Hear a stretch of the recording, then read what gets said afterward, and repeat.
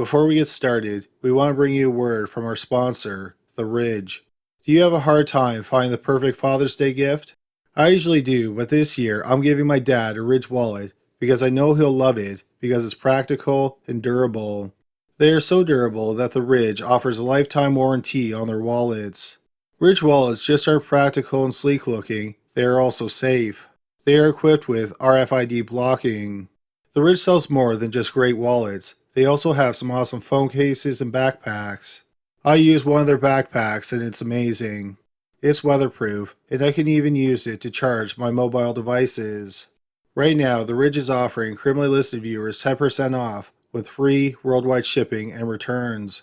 Just go to ridge.com/listed, that's ridge.com/listed, and use the promo code listed in the checkout. Get your dad the last wallet he'll ever need and help support criminally listed by checking out ridge.com/listed. Number 3. Thomas Bledsoe. Zetta Arfman, who went by the name Camille, was born on March 4, 1985, in Winchester, Kansas. In the fall of 1999, Camille was 14 years old and she was a freshman at her high school. She was on her school's track and field team. Camille's Christian faith played a large part in her life. She rarely missed a Sunday service, and she was a member of her church's youth group. In the autumn of 1999, Camille was living with her older sister, Heidi Bledsoe, her brother-in-law, Floyd Bledsoe, and her 2 cousins. They lived in a mobile home in Winchester. November 5th, 1999 was a Friday, and it was a warm day in Winchester. Camille attended school, and at about 4:20 p.m., she got off the school bus near the mobile home. When Heidi got home, she found Camille's books and jacket inside the home, but Camille was not there. Heidi had just assumed that Camille had gone to see their mother. The next morning, Camille's family realized she was missing, and they got in contact with the police. The police and Camille's family started searching for her. Saturday passed without anyone finding any trace of Camille. The sun rose and set on Sunday, and still nothing was found. Then, at 10:30 that night, a man named Thomas Bledsoe walked into the police station with his parents and their lawyer. Thomas was the brother of Camille's brother-in-law, Floyd. Thomas was 25, and he lived at home with his parents, who had a house just a few blocks from Floyd's home. Thomas told the police that he had picked up Camille after school. He ended up shooting her to death, and he hid her body close to his parents' property. Thomas's father, who was also named Floyd, gave the police a 9mm handgun. The police then went to the area that Thomas indicated. They found the body of 14-year-old Zetta Camille Arfman. She was buried under some dirt, then a piece of plywood was put over the dirt, and then some garbage was placed on top of the plywood. Camille had been shot once in the back of the head and 3 times in the chest. Within an hour of the body being found, Thomas was charged with murder. The police confirmed that the gun Floyd Sr. had given them was the murder weapon. The police also confirmed that Thomas purchased the bullets that killed Camille on the afternoon she went missing. But then, 6 days after Thomas was arrested, there was an odd twist in the case. Thomas Bledsoe was released, and his 23-year-old brother, Floyd, was arrested and charged with murder. Thomas had recanted his confession. He claimed that his brother Floyd had murdered Camille and blackmailed him into taking the rap. The police investigated Floyd, and they thought that Thomas was telling the truth. The police thought it was odd that Floyd and his wife didn't report Camille missing until the morning after she was seen alive. Also, when Camille's friend said that Camille told her that Floyd had flirted with her.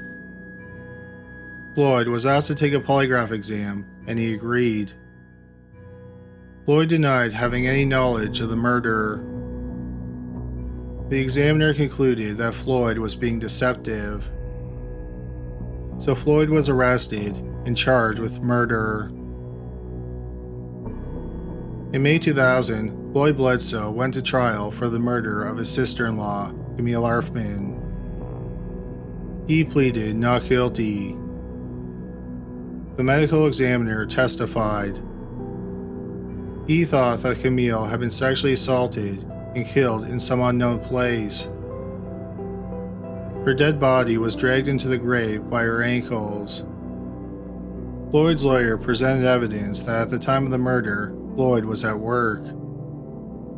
He worked on a farm, and around the time Camille was kidnapped, he was milking cows. This job took about 5 to 5.5 hours to complete. He would not have had enough time to sexually assault, kill, and bury Camille. Floyd's employer testified against him. On the stand, he said it only took about 4 to 4.5 hours to milk the cows. The prosecutor, Jimmy Vanderbilt, argued that this would have given Floyd enough time to take his brother's gun, kidnap Camille, sexually assault her, kill her, bury her body, return the gun, and blackmail his brother. A police officer testified, and he said that Floyd had told the police that he went on an errand for his employer around the time that Camille went missing. Floyd denied ever saying this and maintained that he was on the farm milking the cows when Camille was kidnapped and murdered. Also, his employer later recanted his testimony. He said it really did take 5 to 5.5 hours to milk the cows. The prosecution's star witness was Thomas Bledsoe. Thomas said that his brother told him he accidentally shot Camille. Thomas was asked why he originally confessed. Thomas was vague in his answer, but he said his brother knew secrets about him that were sexual in nature, and he would have exposed them if he didn't confess to the murder. Also, Thomas testified that he was a religious man, and he did not want his brother's sons to grow up fatherless.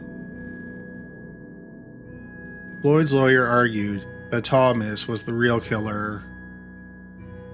He had confessed, he led the police to the body, and he was in possession of the murder weapon. Thomas and Floyd's parents, Floyd Sr. and Catherine, testified. They said that there was no way Thomas could have killed Camille. They said that Thomas was at home sleeping when she was kidnapped and murdered. The trial lasted for 4 days. No physical evidence was presented that linked Floyd to the murder. The jury deliberated for 2.5 hours. They found Floyd guilty on all charges. Camille's mother, Tommy, testified at Floyd's sentencing hearing. She thought that since Camille couldn't walk out of the grave, that Floyd shouldn't walk out of jail. Floyd was ultimately sentenced to life with the chance of parole after 25 years. Tommy thought that Floyd got off easy, and she felt that he should have been executed.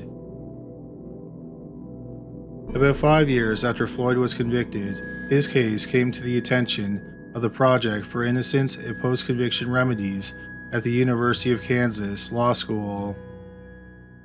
They worked for years to get Floyd out of prison. In 2008, Floyd's conviction was overturned on an appeal and he was released. The district attorney appealed the ruling. 10 months after the conviction was overturned, the ruling was reversed and Floyd was sent back to prison. Floyd volunteered as a hospice worker in the prison's hospital. Also, while he was in prison, he took up painting and he turned out to be exceptionally talented. After Floyd's trial, his brother, Thomas, moved out of his parents' home but continued to live in the county. He only had one minor run-in with the law, and that was in 2012, when he pleaded no contest to criminal damage to property. After Floyd's conviction, their parents moved out of state. In September 2015, Floyd's lawyers got the results of DNA testing that was done on semen that was found inside of Camille and some male DNA that was found on her sock. The lawyers thought that the DNA on the sock aligned with what the medical examiner said at the trial. He had testified that Camille was killed elsewhere and then she was dragged into her grave by her ankles. The DNA that was found inside of Camille belonged to Thomas Bledsoe. The DNA found on the sock belonged to Floyd Bledsoe, Sr., the father of Thomas and Floyd. At Floyd's trial, his parents had lied on the stand and said that Thomas was at home when Camille was kidnapped and murdered. Floyd Sr.'s DNA on the sock strongly suggested that he was involved in the transporting and burial of Camille's body. When Floyd's lawyers got the DNA results, they went public with them. On November 9, 2015, Thomas Bledsoe, who was 41, was found dead in his car. It was 16 years to the day of his arrest for the murder of Camille. He had shot himself in the head. Before Thomas died, he wrote 3 suicide notes. In one of the notes, he confessed to raping and murdering Camille. He also said that his brother was innocent and he had sent him to prison. Thomas wrote that he had tried to talk to the prosecutor, Jimmy Vanderbilt, and Vanderbilt supposedly told him to keep his mouth shut and keep blaming his brother. Vanderbilt had his law license indefinitely suspended in 2011 because he owed more than $60,000 in child support payments. Thomas also wrote that his father was not involved in the murder in any way. He wrote that he had sex with Camille on his parents' bed, and that's how his father's DNA got on her sock. However, experts think it's highly unlikely that much DNA got onto the sock from Camille being on Floyd Sr.'s bed. In one of the suicide letters, Thomas wrote information that only the killer could have known. Less than a month after Thomas's suicide, on December 8, 2015, Floyd, who was 39, had a hearing. The suicide notes and the DNA test results were presented as evidence. The judge ended up throwing out the conviction. After 15 years in prison, Floyd Bledsoe was free. In prison, Floyd met a woman volunteer and they got married. They had a daughter in 2019. They named her Alice Jean in honor of the 2 lawyers who helped free Floyd, Alice White and Jean Phillips. After Floyd was released from prison, he saw his parents once. His mother was sick and he went to the hospital to see her. Floyd said that when he saw her in bed, struggling to breathe, he felt nothing but compassion. He said his father was standoffish. Floyd said that in prison, he had learned to forgive everyone who had wronged him. Floyd currently works as an advocate for prosecution reform. Number 2. Richard Dorrough. On November 7, 1998, the body of a dead woman was found in the parking lot of a church in Sydney, Australia. She was nude and her body was under 2 blankets and a bedsheet. It appeared that the woman had died a horrible death. She had been bitten, strangled, and then finally stabbed several times in the neck with a sharp object.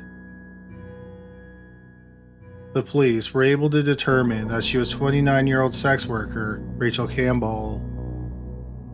Near the body, the police found 2 used condoms. Inside the condoms was male DNA. However, the police were unable to find a match to the DNA. So for years, the case sat cold. Then in 2008, nearly 10 years after the murder, the police got a hit on the DNA. The DNA belonged to 30-year-old Richard Edward Dorrough. Dorrough was a scuba diving instructor who lived in Perth, Western Australia.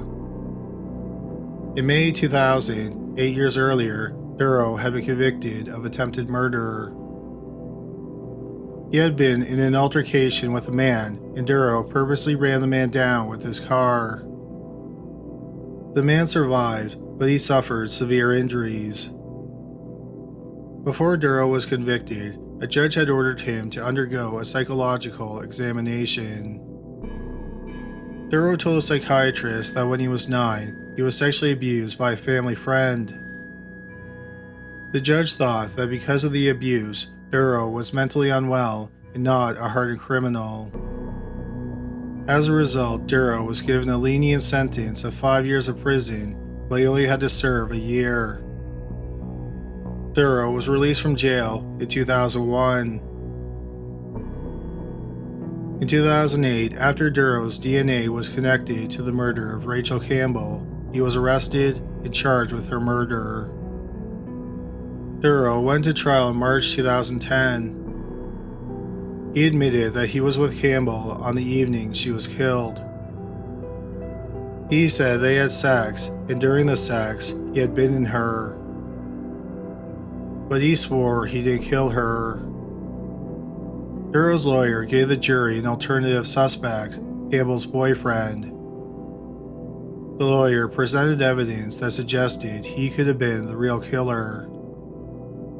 Dorrough ended up being acquitted of murder.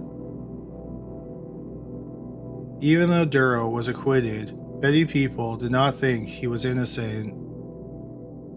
It also came to light that Campbell's murder was not the only murder where Dorrough was the prime suspect.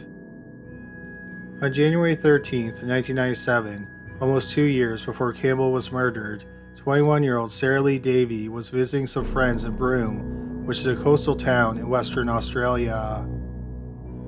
That night, Davey and her friends went out drinking. Later that night, Davey split up from her friends and she went to a bar alone. At that bar, she met a sailor with the Australian Navy. It was later discovered that the sailor was Richard Dorrough. At the time, Dorrough was 19 and he was on shore leave. A taxi driver remembered driving Davey and Dorrough to the port at Broome. The sailor on watch caught Dorrough trying to sneak Davey on board. He would not let Davey on board, so Davey and Dorrough left and walked down the wharf. Two fishermen who were in the area at the time later reported hearing a struggle and a woman screaming. Dorrough returned to the boat alone. The sailor on patrol noted he had 3 scratches on his face. The sailor on duty didn't see Davey leave the wharf, so he asked Dorrough what happened to her. Dorrough said she did not want to have sex, so she left. When Sarah Lee Davey didn't return to her friend's home, she was reported missing. The police learned that Dorrough was the last person seen with her, so they questioned him. He said he didn't know what happened to her. The police questioned his fellow sailors, and several of them remembered him having scratches on his face on the day after Davey went missing. The police did not feel like they had enough evidence to charge Dorrough with murder, but they did have their suspicions. They thought that Dorrough had killed Davey and threw her body into the ocean. Her body was simply swept out into the vastness of the Indian Ocean. Since Davey's body had not been found, the police couldn't even say for sure that she was dead. Complicating matters were eyewitness accounts. 4 people who knew Davey and her family said that they saw Davey after she was reported missing. so the police never charged Dorrough with the murder of Sarah Lee Davy. On August 9, 2014, 37-year-old Edward Dorrough went to a shooting range in Belmont, Western Australia. It had been just over 4 years since he was acquitted of the murder of Rachel Campbell. Dorrough shot himself in the head. Before he died, he mailed his partner a package. Included in the package was a handwritten suicide letter. Dorrough wrote that in recent months he had found religion. Since he found religion, he found it impossible to live with what he had done. He did not give any names or details, but he wrote that he had killed 3 people.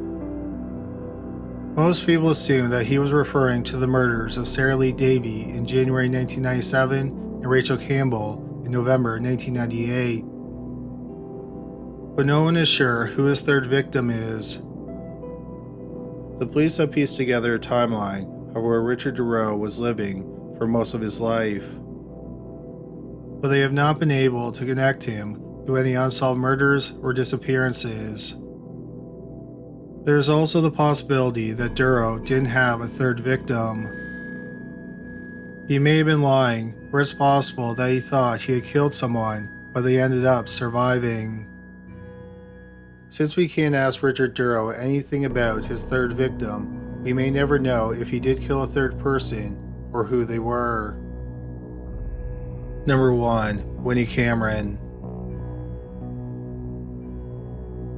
In 1978, 45-year-old Ann Perry was living in Orlando, Florida.